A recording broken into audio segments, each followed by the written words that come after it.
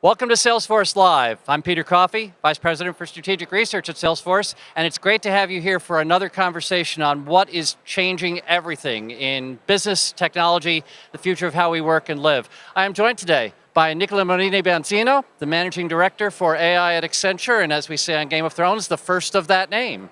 You've had the job for 3 months, you are creating the role, as they say on Broadway. Tell me about the kind of conversation at Accenture that's taking place today around AI and why we now have a managing director for AI at the company. Good morning, Peter. So I think what we have seen in the last 6 months, and the most interesting part of it has been that now AI is actually the central topic of conversation with our customers, right? So before it was more like the realm of some obscure department in the enterprises doing some exercises, playing out more like the R&D. Sure. But now is really through a C-suite major topic. So and most of our clients right now are either doing something with AI, right? Piloting or experiencing or training people, or thinking about the strategy. That's what they talk to us about. Nicola, I know that you did neural network research in economics in university. I did expert systems work in the aerospace industry. At one point, AI, I think, had an aura around it of, well, that's the PhDs off in the corner and they're doing what they do, but it's not really part of what we do. Do you feel like we've really turned a corner now where people understand that intelligence and recommendation engines and prescriptive and predictive facilities are going to be part of every tool they use? I think they're starting to, right? So I think there are different point of views on AI, right? There are some of the tech pundits, saying that it's scary, it will be our last invention. I don't believe that really is the case. I think it's actually going to really improve the way we work, right? And what changes since I did the research in the 90s is that now I think computing power, allows us to do things that we couldn't do before. Yeah. And then even this collection of data, right, allows us to have a much more complete view of the world from a data perspective. So it allows us, to implement some of these concepts in even more like pragmatic approaches that we haven't seen before. Nicola, I'd like to take 2 points you've just made, but take them in reverse order, if I might. You talked about data. It seems as if one of the enormous differences now is that instead of having to go to the machine and tell it what it should know, the machine can drink in the data, and you, of course, with the neural network studies, you are already familiar long since with the idea that the machines can learn from experience.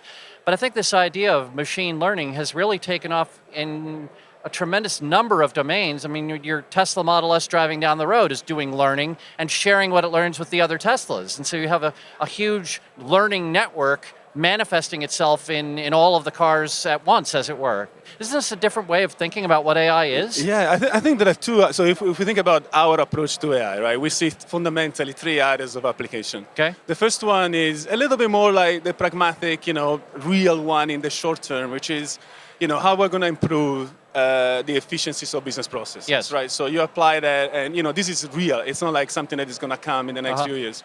The second part is how we're going to change the way we work, yes, right? And that's happening as well. And the third part, I think, the most fascinating one is that I call it like the dark enterprise, right? In a way, I know it's kind of a nice way of saying, but really is founded on this concept of dark data. So there is a lot of data that is collected in enterprises today. The humans really run into cognitive limitations in terms of understanding this data and making correlation across a very large number of variables. Yes. So that's, I think, is the biggest promise of AI, is the fact that through it, we can shine some light on this dark data and drive the change, and unlock the value that is trapped, in most of these enterprises. So. Yeah, well, you're echoing, of course, the comment of, I think it was Louis Platt when he was on the directors of HP, where he said, imagine if HP knew what HP knows. Yeah, exactly. We have been accumulating so much data as byproducts of activities, most of which has never really been examined in any depth for what it could tell us about our customers, our product, and our own people. To think about the role of the data scientist, right? Yes. So for many years, we've been pushing, this concept of analytics. Predictive analytics was going to be the panacea, right? That all the enterprises, diseases could be cured with, right? But in reality, that didn't really happen. And the reason why it didn't happen, it wasn't not a technology issue. It was more that there were not enough good data scientists in the industry to be able to power, right, those insights.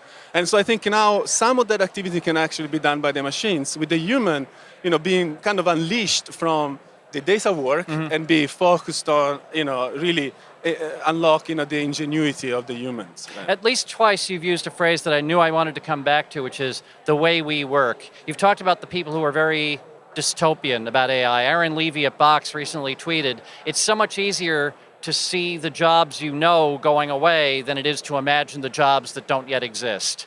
And the idea that these facilities will enable modes of work, not replacing people, but allowing them to contribute value at a much higher level. That seems to be a much more hopeful vision. Are you finding that it resonates with your customers? Absolutely, and I think it resonates with us as well, right? So we are a big people company, right? Yes. Accenture is about 400,000 employees. And right? only 8,000 of them working on Salesforce. There's room to grow.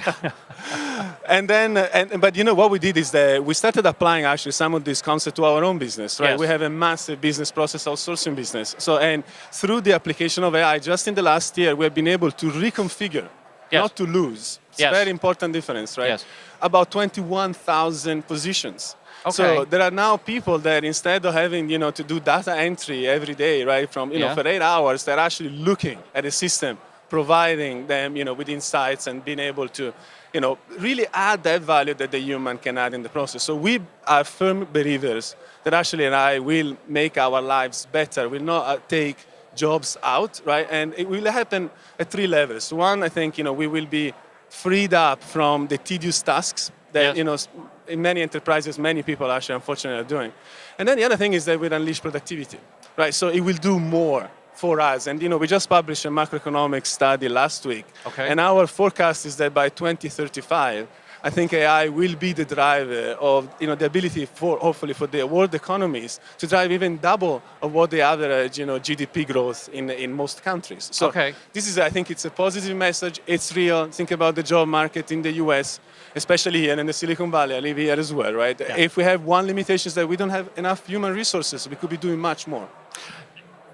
I'm wondering what we're going to do about that. I mean, there's any number of studies about the hypothetical number of data science positions that might be being created, and the traditional notion that, well, the master's degrees and the doctorate programs, that's going to give us the pipeline of talent. I don't think that's going to be able to keep up with the growth, and I'm wondering, when you look within Accenture, I mean, you don't look for people with degrees in data science, you would run out of those in an afternoon. What are the kinds of aptitudes and the kinds of perspectives that people bring to their work that make them good candidates to be brought into a role of AI adoption and AI promotion and development within an existing company? So I think some of the most technical work will be done actually by the machines. Okay. Right? Not probably like in like 6 months, but I think we can see that growth coming, right? Okay. So I think the humans will be much more focused about being curious and open and unleashing the ingenuity versus, Yes. focusing on being the master at one task. Sure. Right. So what we look at, and this has been like, it's not new for us, right? We've been doing this business for 40 years, and in order to be successful in an Accenture career, you need to be able to learn, right? Yes. So I think even academia should teach more about how to learn versus about learning a specific topic. Right? Okay. So I think that's kind of I see the big change in the way people will be prepared Yes. for jobs. You're reminding me of the video that Rodney Brooks at MIT has done about their Baxter robot, which does things like pick and place operations on an assembly line.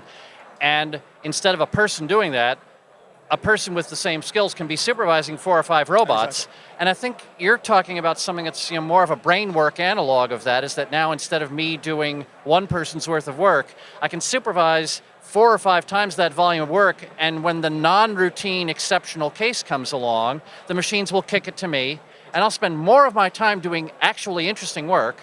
I'll probably have less fatigue and boredom, and the overall volume of work done for a given amount of money. The win-win-win here is just so powerful. Exactly. And it's up to us that we play in the industry to make sure that message actually gets passed, not only to our own domain, but even in the public. So that's why we're focusing very much on this message about the machine enhancing the human versus the machine replacing the human, which we don't believe that is going to be the case. No, I don't see that happening either. Now, you and I have both been around AI for long enough to remember phrases like, the AI winter. And I think at one point people thought, well, we went from COBOL to spreadsheets, now we'll go from spreadsheets to Turbo Prolog. Well, no, that actually turned out not to be the case.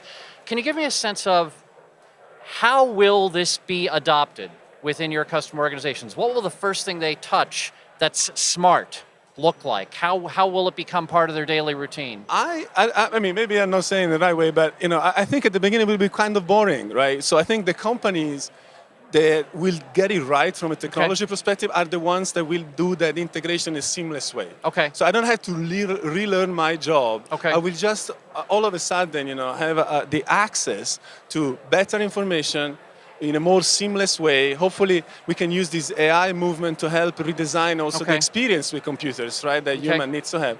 So it's going to be like that, I believe, right? It's not going to be like a major, okay, look, let's stop all the machines, let's move to another space. I think it's going to be more like a gradual introduction, and people will start understanding that really this is not about taking away your job, right? Yeah. You're making me hopeful that maybe we've done it the right way with Salesforce Einstein, where instead of being an identifiable AI product, this is a branding for a layer of intelligence across the entire platform. I'm sure you're still getting your arms around Einstein. It's only been unleashed for a few weeks, but do you have any reaction yet to what you've seen in terms of the machine learning acquisitions we've made and the people that we're putting on this and the way we're rolling it out at Dreamforce this year? I absolutely love the vision. I think good. that's exactly the vision that we should all have in the business. So when I say boring, I say boring in a good way, right? Boring in the sense of not dramatic. Exactly. Yeah, So people yeah. will not, they don't need to feel traumatized by the introduction of AI. And I think the Einstein approach is perfect, right? You still use the same application, but you will have more capabilities embedded in the application. And so it will do some of the work for you and it will improve your efficiency. So that's exactly, I think, the message that we in the technology business need to communicate to the rest of the world. Well, I guess there's sort of a human equivalent to that question because you are managing director for AI, but I don't think that means you're supposed to build up a whole new army of, a whole new cadre of AI practitioners. Instead, I would guess that they've given you a mission of more of making all of your people conversant with AI and how to introduce it into the environment. Can you tell us a little bit about your strategy making Accenture a deliverer of AI? Yeah. So, like in the last 2 years, we spent quite a bit of time thinking about what were the implications of AI for us. Sure. And very, very quickly we realized that the applications are massive. As I said earlier, right, we're a people business, and whenever there is the opportunity to enhance what the people do with the technology, that we should be leading it. Right? Yeah. So if you think about our businesses, starting from strategy and management consulting, and down into software development, application outsourcing, business process outsourcing, each one of those service lines is very massively impacted by the introduction of the technologies. Right. So it's not for us, it's almost in that sense, to our business, it's a non-event. It's already happening, right? Okay. And that's what I like a lot about Einstein is that it's important that we highlight it, right? But at the same time, what we said earlier, right? If it's seamless, it's almost a non-event. It's something that happens and improves the way we work, right? And I think that may be, if I could boil down to one sentence, that's the most important thing for people to understand. This is not the machine or the chatbot that replaces you. This is the robotic or algorithmic assistant that improves you. And I feel like that's not the conversation people were expecting. They've all been watching The Terminator. But I'm working with a technology company here in the Valley, and they want to redefine the way they do customer service. And it's not about replacing human; it's to give the human a different role, which is much more interesting than just answering very basic, technology questions like most of the time they do, right? So they come in when the transaction is much more high value, right? Versus what it is. Nicola, your job's existed for, I believe you said 3 months, and I'm wondering, are there metrics by which they will decide if you've done the job a year from now? Are there quantitative goals that you're able to discuss at all? Of course, we want to drive, our consulting work, our advisory work, our implementation work. That's number one. But that we do the same with every technology. But I think that the biggest mandate that I have is to make sure that we become conversant on AI across the whole of the firm, and we embed, these concepts in everything that we do. Nicola, I'm loving the energy. I'm loving the attitude. This is really about making people and organizations better and not subjecting them to massive and frightening change. And I think conversant's the right word. This is a conversation, and we all need to be having it in our companies and in our marketplaces. I've been joined by Nicola Marino-Bianzino, Managing Director for AI at Accenture, and it is great to be with you here on Salesforce Live. I'm Peter Coffey, and please look for more great conversations on Salesforce Live.